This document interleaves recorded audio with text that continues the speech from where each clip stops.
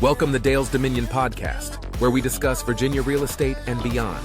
Here's your host, Dale Shoup. Welcome to Dale's Dominion, Virginia real estate and beyond, where we dive deep into the world of real estate and title insurance. And if we have time, we might talk about money and motivation, cars and coffee, or maybe even burgers and bourbon. I'm your host, Dale Shoup. Today, I'm excited to introduce Renee Whitmore, a dedicated realtor with Old Dominion Realty.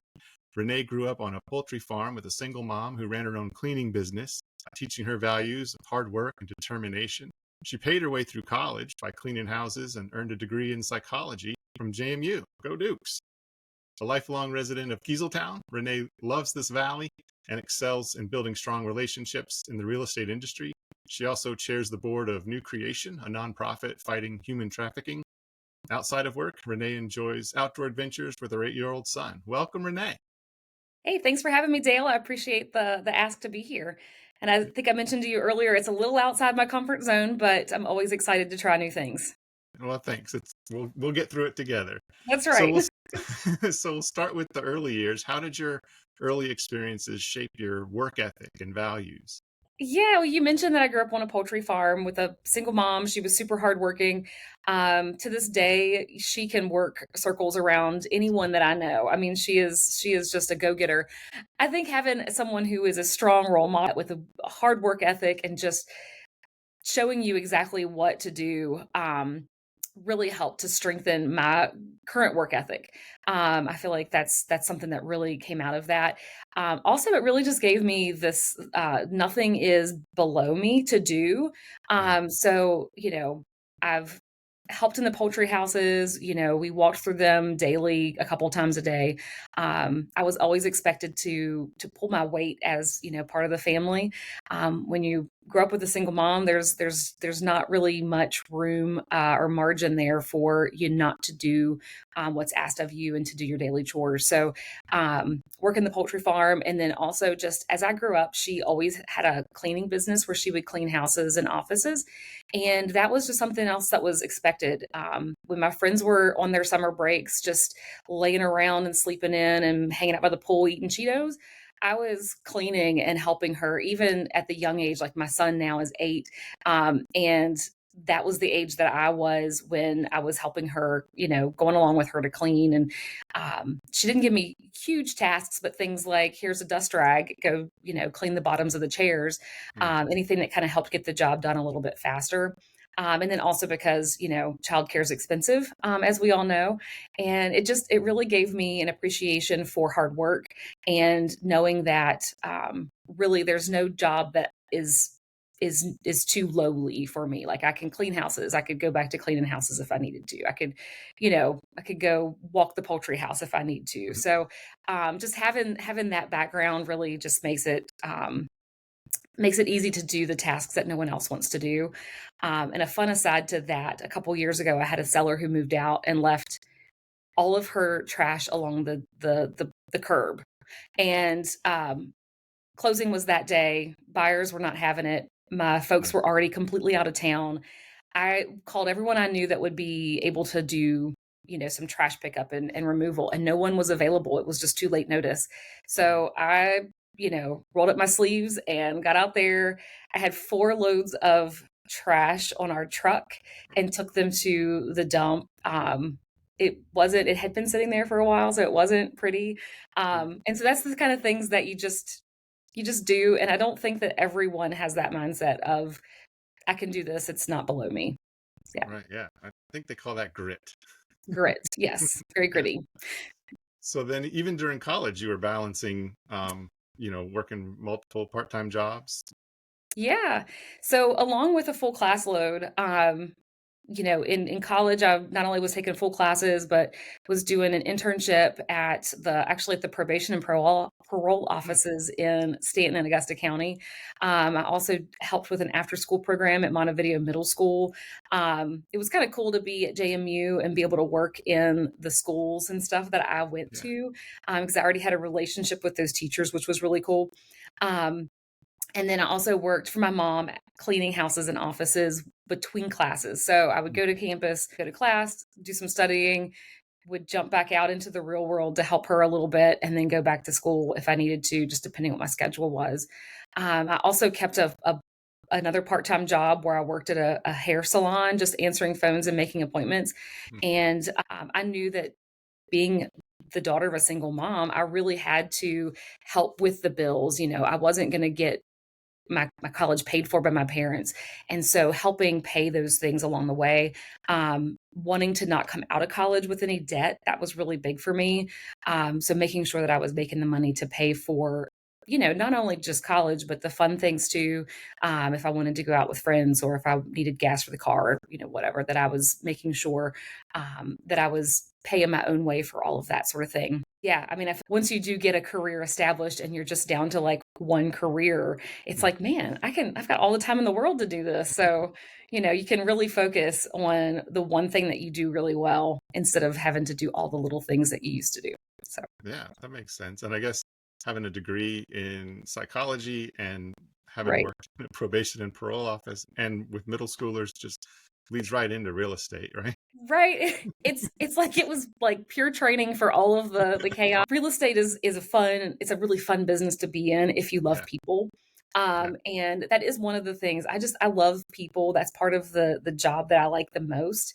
And I think that having that degree and that background in psychology, even though I didn't do what I had intended to go to school for and be a counselor, um, it is sort of a counselor in a way. You're listening to folks' needs and wants, and you're there when they change their mind, and you're there to kind of help them through really one of the most stressful things that people do in their life.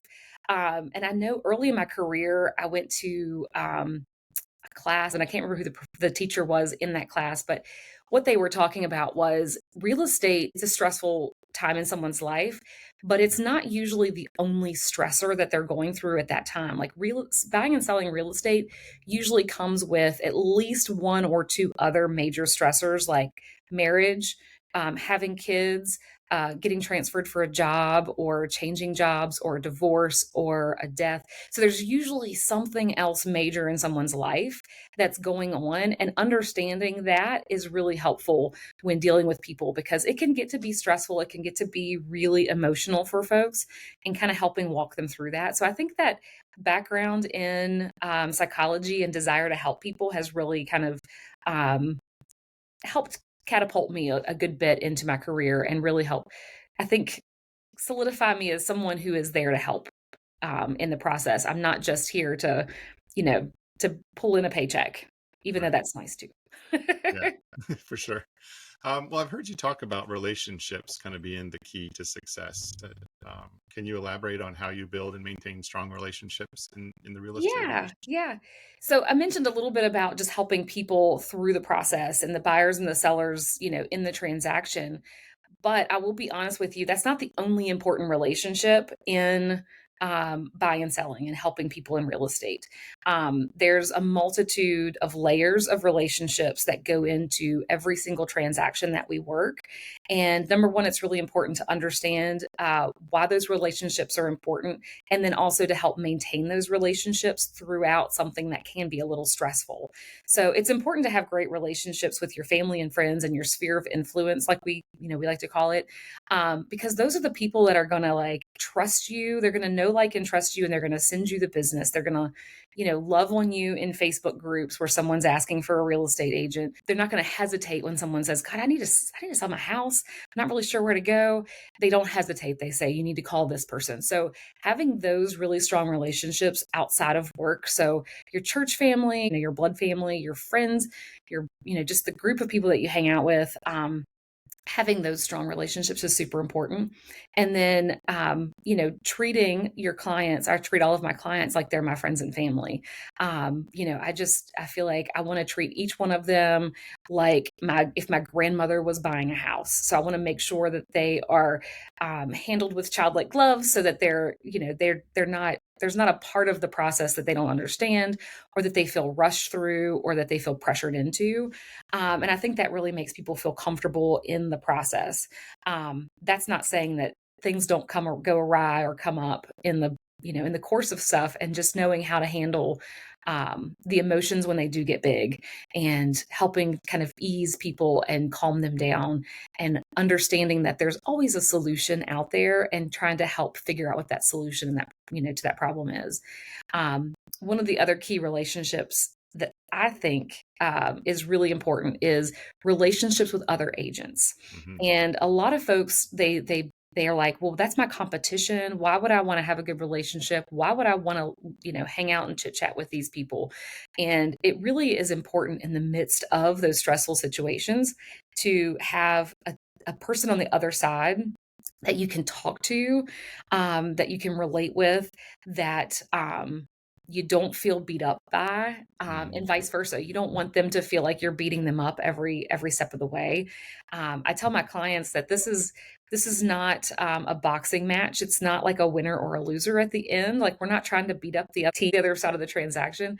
Right. We're really trying to like make it across the finish line together, because everyone's goal is the same. Everyone's goal is to be at Dale Shoup's office signing documents, whether that's their, the deed to the buyer, Yeah. or whether they're signing their mortgage documents, whatever it is. We all want to be in that place where the transaction gets done. And my preference is for everyone to be happy when we get to that point, where we're not stressed about putting people in the room together. Although we do, mostly transactions now are closed separately. If we have to put them in the same room together, I don't want there to be tension. I want it to be like sharing of memories. I want the buyer to feel like they can ask the seller questions, and I feel like the seller, I want them to feel like they can give kind of a little bit of what their experience in that house was like, because I think it helps kind of ease that transition into the home for the new buyers. Really, we just want to make sure that things are as easy as possible. So having an adversary on the other side is not helpful. But if you have someone that you have a great working relationship with on the other side of that transaction as a buyer seller agent, it just makes it a much easier transaction. I would rather celebrate with coffee or a cocktail with someone at the end of a transaction, rather than feeling like I have to go home and drink because of them. I feel like Yeah. Yeah. that's kind of the important part there, just for my mental stability, but then also because it helps my clients on the other side too. It makes them feel like we're all working towards the same thing. People get bristly when they don't feel like they're being heard. So I think that it's really important, and that goes for us professionals too. If I feel like my side of the story, or what I'm wanting for my clients, isn't heard by the other agent or by the other party, then it really does um, make it hard for me to want to move forward. I start getting that like, what can I do to win this kind of mentality? And Right. that's not where I like to be. I like to be in the, hey, let's hold hands and skip across the finish line together. I've seen this video recently where they're runners, and I can't remember, it's maybe like on the Olympic stage or something like that, where the one runner is running and he thinks he crosses the finish line, but he doesn't. And Oh. the guy behind him, instead of running past him and winning, actually shows him where to go to get across there first. Mm. So that's kind of the mentality that I have, is that it's a team effort, even though we're not, usually working on the same team per se. I feel like everybody together can be more successful than if we all try to outdo one another. Yeah, we definitely we have the same goal, right? We're all trying to Right. get Yeah. to the closing table and be done. And I do miss those times from, before we had to reorganize everything when Yeah. TRID happened in 2013. We used to have buyers and the sellers at the table together, and that was kind of a beautiful moment when the sellers would say, yeah, these bulbs are in the flower beds and they're going to come up in the spring, and then they Yeah. would say, there's notches on the um in the doorway where they measured the kids as they were growing. And so those kinds of special times, yeah, that I do miss that. I do miss that from the Yeah, yeah. way we We get used to that be able to get occasionally. close. It's sometimes we get folks in the same room together, or we'll schedule that like before closing or right Yeah, after, where they yeah, can go and answer questions and that sort of thing. But it really the yeah, most special ones that you hear at that time.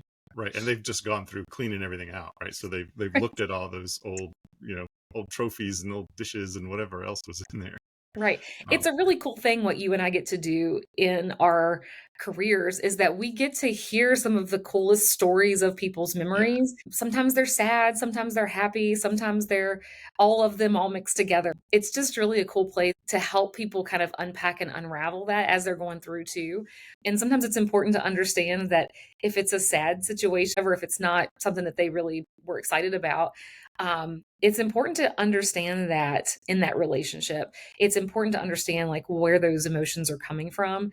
And I a lot of times have to remind myself not to take it personally, that if they're upset about something, it's not usually about me. Right. It's usually about whatever's happening in the background. And that's just good for everyday life. Like everyone's kind of fighting a battle of some sort in their life.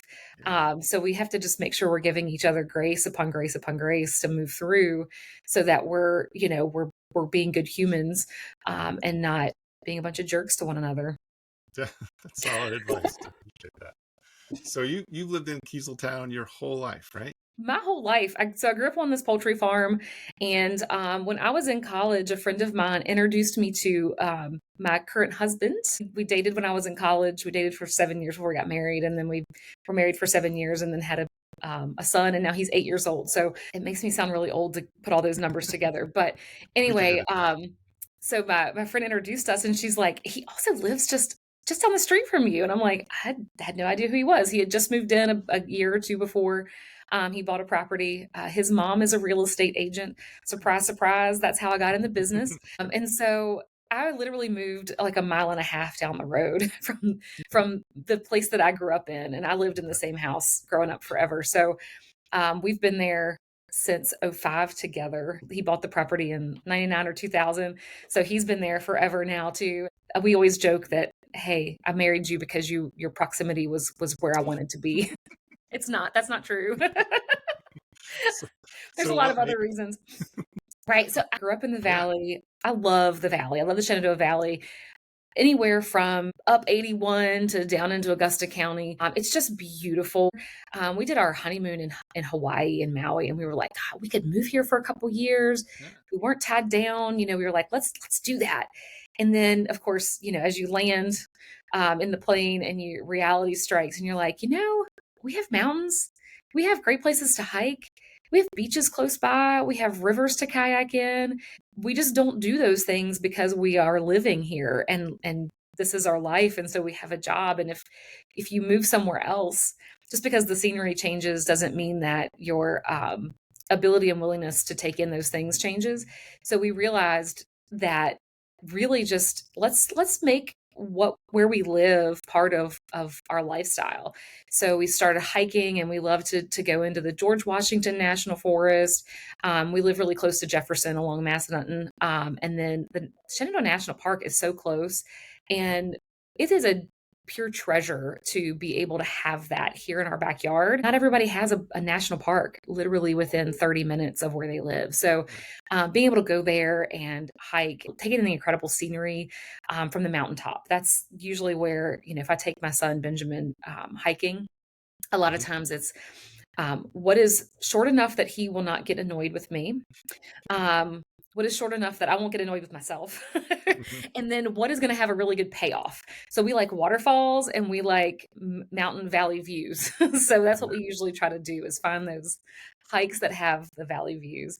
And I get excited about sharing that with new people in the area, sharing what my favorite places are in the Harrisonburg area specifically. So, what are my favorite places to, have lunch and coffee, and, where's a great place to take your kids? Where are the great parks at? Being able to share my love of the area with people, and I feel like I've had enough of the life experience with having a kid. I can share great places to take your kids. Right. Um, Being able to share it with people is really kind of one of my favorite things, and telling them about all the cool things that are happening, because Harrisonburg used to not be this really cool hip town. We didn't have a lot of great farm to table local owned restaurants. Great. Well, let's talk a little bit about new creation. So you're Yeah. um, chair of the board, and Yep. um, yeah, tell us a little bit more about that. Well, it's interesting. So the founder and executive director Sabrina, she and I went to high school together, and she was selling jewelry that was made by these women in other countries, and she was doing it for a reason that I didn't really quite understand. All I knew was sex trafficking was what I'd heard, and I was like, "Oh, that sounds like Liam Neeson in the movie Taken," and that's bad. Let's help her. Geeks that you as a person could take these little baskets around, Yeah. and you could sell things to your friends and family out of them. So I did that for her for a while. this nonprofit that she was building actually bought a building on South Main Street, and it's a really cool redemption story. So there's this two-story house that sits out near what we refer to as the Motor Mile. Historically, it's always been painted pink, and it was a porn shop. Talk about something that's really difficult to talk about is this, this little ugly spot in the middle of our city, and New Creation was determined to purchase this property and to redeem it in a completely different way, basically taking it from something that is contributing to human trafficking and turning it around to counteract human trafficking. The New Creation Shop is just a beautiful, calming, amazing place that you can go. They have all kinds of things from jewelry and housewares to essential oils, and everything is made people who are overcoming human trafficking circumstances. And it's like fair trade items from around the world that they're selling here. And then the profits for that go towards counteracting trafficking in our local area, not only locally, but globally as well. We do a lot of prevention education and training in the local high schools. We're in most of the high schools and some of the middle schools just around Harrisonburg, Rockingham County, Page County. We're working, getting things implemented in Shenandoah County and in Augusta County and Stanton, that area. Sabrina also does police officer training and that sort of thing, because it's really important for people to know that human trafficking and sex trafficking is not Liam Neeson in some weird European country looking for his daughter. It is local. It is usually really close to home. It's usually like a boyfriend, a family member. It's really happening more than anything is in people's homes. So there's this really cool program called On Watch, where you can do a training. It's about an hour, hour and a half long, and it really talks about what it actually is and how to know if you're seeing it, how to talk to your kids about it, so that we can all be on the lookout and all be on the watch to help prevent it. Because once it starts happening, it's really hard to break that cycle, because sometimes it looks like someone's just being a bad person. It looks like they're a drug addict and that they're a prostitute or something like that. And usually it's a human trafficking issue, not necessarily a personal choice. So having that prevention education in our local schools is really important to me, because of having kids, and then also just to have a healthy community. Our location here along I-81, and being close to 64 and 66, it really makes it kind of an area that could have, some negative stuff kind of coming in and being brought into the area. So really passionate about it because I'm in the midst of it with Sabrina on a daily basis as we're making big decisions for New Creation, and we have some expansion stuff in the works, and we're hoping not just counteract it after it's happened, but prevent it from happening. So it's a huge task. It feels daunting at times, but it really is worth it. It's worth the time and energy and effort. Get out there and talk about it too, because it is really something that's really important, to make sure that our community stays healthy. Yeah. So if someone wants to get involved and help, either spread the word or Yeah. contribute in some way, what would be the best way for them to do? The newcreationva.org website, or you can find them on all the social medias, Facebook, Instagram, as New Creation VA. We have links to the On Watch training. People can reach out to me too. I don't mind pushing them in the right direction for that as well. And then also we have ways to donate online, which is always good.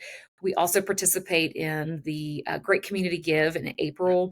So if somebody wants to just give a little bit, at that time's always a great time to jump on the donor train as well. We also have corporate sponsorships that we do. We have a dinner, fundraising dinner that we host every year in October called Night of Light. It's always one of the most beautiful evenings, probably my favorite fundraiser to attend. And I attend a lot of fundraiser dinners and banquets. So it is my favorite one. It is done super beautifully, and food is always catered by Mashita.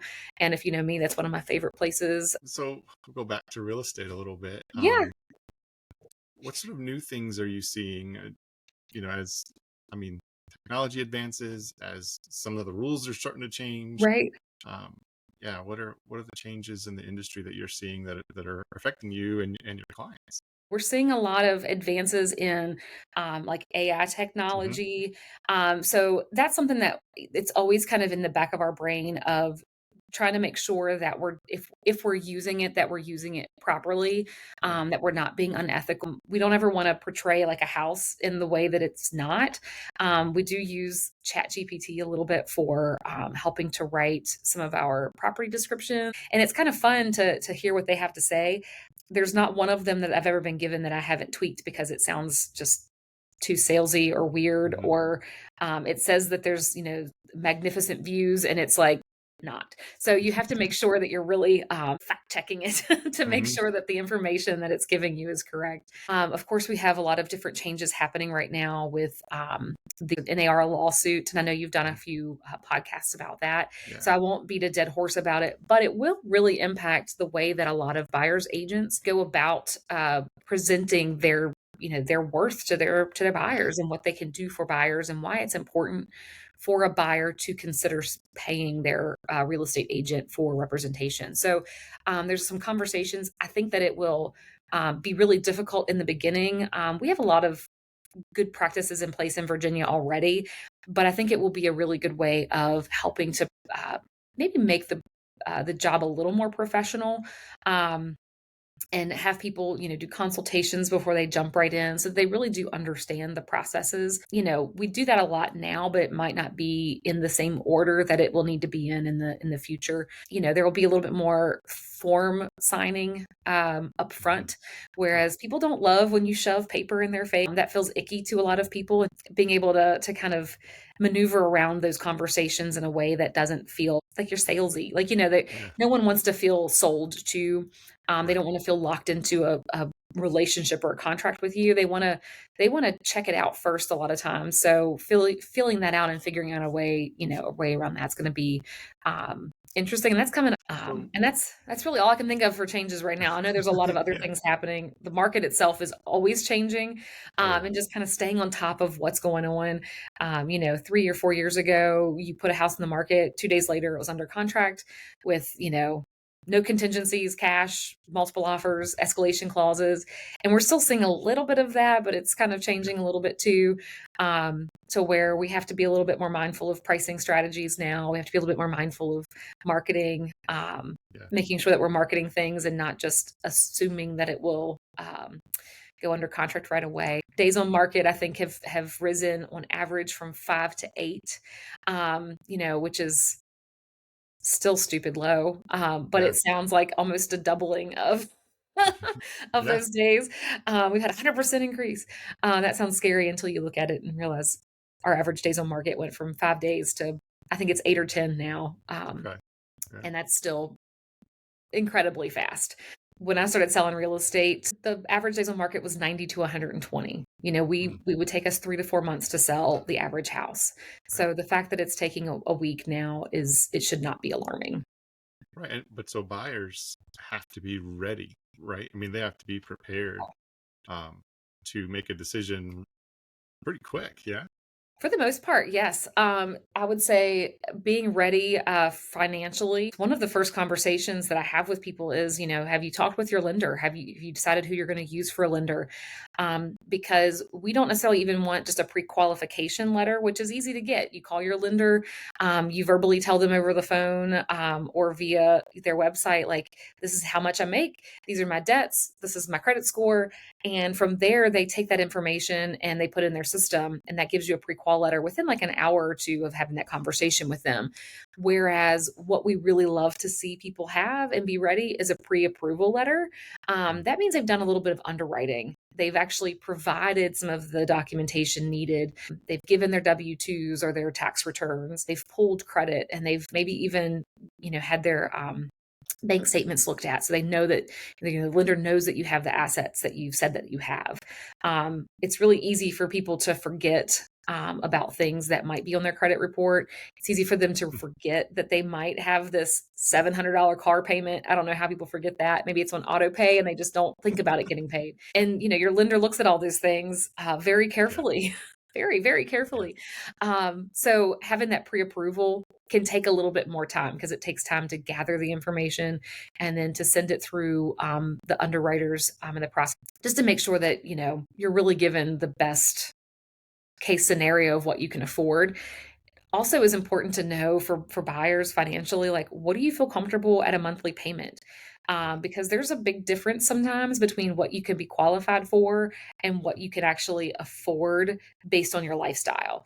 So if you live to travel and to eat out and to do fun things and to have nice clothes and to be shopping all the time, you probably don't feel comfortable with a payment that you can actually qualify for. You probably feel more comfortable with a lower payment from your housing standpoint. But if you're willing to kind of forego a few of those things and have a little bit of a higher house payment, you can usually get a little closer to what your qualification rate is. And that's part of the conversation too of being ready is, where do you feel comfortable if the perfect house comes available and you qualify for it, but it's outside of that monthly payment scenario that you feel comfortable with, are you willing to go there or not? And having those conversations up front with folks so that they can be thinking about them at least is important to help get them ready. I like to have conversations with buyers about what it is that they're looking for. A lot of times I will know the house that someone's going to buy, maybe even before they do, honestly, because Mhm. I've listened to them. I ask a lot of questions about time frame and location and schools and the actual house itself. Um, I'll know if they send me something that it's just going to be a something to tick off the list. Yeah, we Mhm. saw that one just to make sure that we don't love it. Um, I don't like showing those houses, but we do it anyway so that people get experience behind them. And then being able to be in a position in a place where you're like, this is the one that I know that you're gonna love. Now, are Yeah. you ready? And Now are you having that ready? Yeah. conversation. I've had people that have missed out on houses that they've loved because they weren't ready. Sometimes that looks like they have a house to sell. That's tricky because in the past 3 or 4 years, if you had a home to sell before you had to buy another one, we were advising you to sell that house, have a contingency plan of where you're going to live, whether Mm. that's moving in your parents' basement again. Nobody wants to do that, but some people, you just have to do it for a month or two. Whether that's having a short-term rental or, having friend kind of put you up or something like that. Having that plan of let's sell our house, get that done, and then move on to buying something because there wasn't a place in the market before for home sale contingencies. We're Right. seeing a market now that's shifting and allowing a little bit more contingencies from the buyer side. So we're seeing that home sale contingency being something that you can offer. You can place an offer. Now you may not be able to go in with a lowball offer and a home sale contingency and a home inspection and a septic inspection and early possession and like and all the things. You may have to say, I'm willing to pay you $5,000 more if you'll accept my home sale contingency. I'm currently in the middle of a four-way home sale contingency where we have Mm. home A, home B, home C, and home D that all have to close, and your office is part of that transaction. And it's like trying to schedule all of those things and knowing what has to happen first, and then Yeah. what has to happen, and then what has to happen before we can even get a date on the calendar. Is important. So being prepared if you have a house to sell, maybe start cleaning your house before we start looking at other houses. Like just Right. to start boxing things up. Um, it's always stressful when you have someone that loves a house. They put a home Mhm. sale contingency in, they get it, and then you go to their house and it's like, "Oh, this is not what I expected." We had a lot of work to do. Right. Yeah. Doesn't happen very often. And I haven't had it happen in a very long time, but most of my clients so far have been able to get things done lickety split and get it on the market and looking good and marketable. So there's always a little bit of chaos in everything that we do, and Mhm. that is one scenario where a lot of that chaos comes into play. Yeah. So, um, any advice for new realtors just starting out, Yeah, a lot of particularly about how to advice. build relationships Right. the way you have? Um, well, I will start with this is not a relationship part, but I will start with stop watching HGTV Oh, and TLC or wherever all the other stop watching the realtor shows on TV. okay. Unless you're doing it for purely for entertainment purposes, because they are nothing like this business actually is. Um, we're not making $1 million selling a house. That's just not the way it is when we're not selling sunset. Um, so that's one of my things is don't have a TV portrayal be what you think this business is really like, because it is about relationships. It is about the long-term game. It's not, I'm gonna be licensed today and get a paycheck on Friday.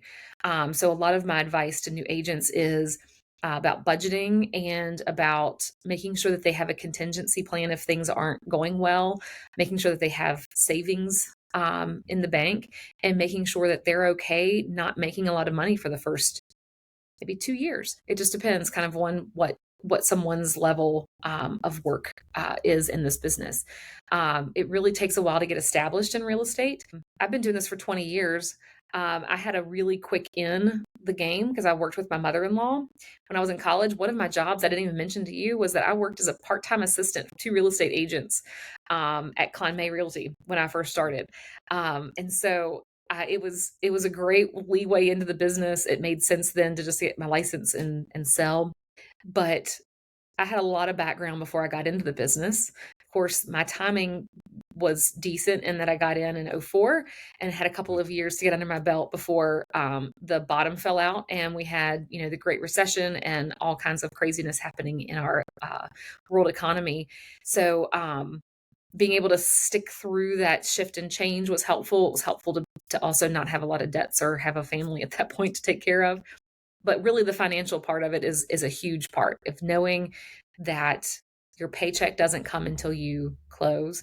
And Yeah. that's one of the hardest things I think for people to really wrap their brain around is that um, there's not a salary, there's not a wage. You come in, you work really hard, and hopefully your hard work pays off. But sometimes, especially in those first few transactions, they are tough. You're up against a lot of things that could go wrong in any transaction. And when you're new and you don't know, you can't really account for them because you don't know what to account for. So you might be behind the eight ball trying to fix things and have things fall through. But having a good mentor to me is really important in this business as a new agent. So finding an agent, whether you have a mentorship agreement with them or not, I know a lot of the companies in the area have mentorship programs. I know our company does, where you can talk to someone and ask them if they would be your mentor. Hmm. And they kind of help walk alongside of you and hold your hand and teach you how to write a contract and how to show a property and how to do an open house and how to talk to people. Sometimes Yeah. that's the hardest part of this business is talking to people that you don't know. If you get a Hmm. lead, if you get a floor call at the office and you answer it, how do you talk to someone about a house or a piece of property and then get them to want to work with you? Like that seems like Yeah. you're from point A not to point B, you're from point A to point like D or E or Yeah. F, all in one conversation. So um, just teaching them that, you can't have a lot of pressure on yourself or on the other person. Asking lots of questions is really important to understand what people need, and sometimes what they tell you they need may not always be what they need, and being understanding if that shifts and changes. So, just being a good human is probably the best advice, and being kind to people is probably the best advice I can give new agents. Not having the I gotta win at the expense of something else kind of mentality, but having that like teamwork sort of mentality to move across is really important. Um, I always tell folks that, get involved in the local realtor association, get Hmm. involved in whatever it is that you're interested in. If that's, your church, go get involved in your church. That's huge, like a huge place to build relationships. If you want to get involved in a nonprofit like New Creation, like do that. That's awesome. Don't do it because it's going to make you money or get you business. Do it because you love it. And then people will see your passion for what you love and they'll say, this is someone that I really trust and want to work with. So sometimes it's not like a lot of times I don't do things because I think, oh, this will be great for business. I do Right. it because I'm like, this will be good for my heart. This will be good for my mind. This will be good for my community in general. And that passion comes across to where then people trust you. They start to Yeah. get to know you and they like you. And that, that's where the dividends from the business side of things start to roll in is after that, after you do it for the right reason. You have to be authentic about it. It really is important to be there for the right reasons, for your heart and for other people, and to build your community is not just to build your bank account. Right, exactly. Yeah. Well, this has been great. I've learned a lot about you, and Yeah. it's been fun. And wow, your journey from poultry farm to real Right. estate while chairing a board for a nonprofit and raising a son. It's pretty Yeah. inspiring. Your commitment to building lasting, strong relationships is commendable. So thank you for Thank sharing you. your insights. Thank you for sharing your story. So the more fun questions, you already mentioned Mashita, but so talking about the local favorites, right? So what's Right. you have a favorite local restaurant or two? So obviously, Machine is one of my favorites. They started as a food truck, Yeah. and I'd go there like once a week for sure to have lunch. And now they have a brick and mortar place downtown. They just Mhm. have great Korean food. If you know me, you know I love the small, kind of out of the way places. The more kind of um, the smaller the place, the better the story is behind it, or whatever. My favorite taco joint or Mexican restaurant is Mi Pueblita, which is out on Route 42. Fantastic, delicious. Everything there I've had is amazing. Um, I love Magpie for the diner feel downtown. That's just a great place to go. The atmosphere is great. The food is delicious. My son loves going there too, so that's a plus. If I'm going to go have coffee with a friend, I'll go to Harvest Table in Dayton. They have great coffees and Mhm. amazing little food snacks. And then one of my other favorite places is in Bridgewater. It's called Sugar and Bean. And it's just a Yeah. great little cafe. My office is located close to Crossroads Cafe. That's a favorite for lunch. And we've just really like our Harrisonburg area, the downtown area especially, has really grown to be just like this great culinary district where you have amazing food, amazing Yeah. atmosphere, great owners where you get to know people. So yeah, there's a lot of places, and I know I just spit out more than just one That's great. favorite. No, that's great. Yeah, All right. Well, thank you so much. And yeah. any parting words before we wrap it up? Just keep being kind to people, keep being, just loving on your community, and that's just all that we're here to do is just to be amazing humans and love on one another. Um, and you really understand and realize how far that goes in the long run. You reap what you sow. So like Mhm. if you're putting out negativity in the world, of course everything's going to feel and seem negative. But if you're putting out good vibes and great energy and you're being kind to folks, it Yeah. just comes back to you tenfold. Yeah. So keep being lovely and amazing human beings, and you'll see the end results um, for it. Perfect. I love it. Thank you so much. Yeah, you're welcome. Thanks, Dale.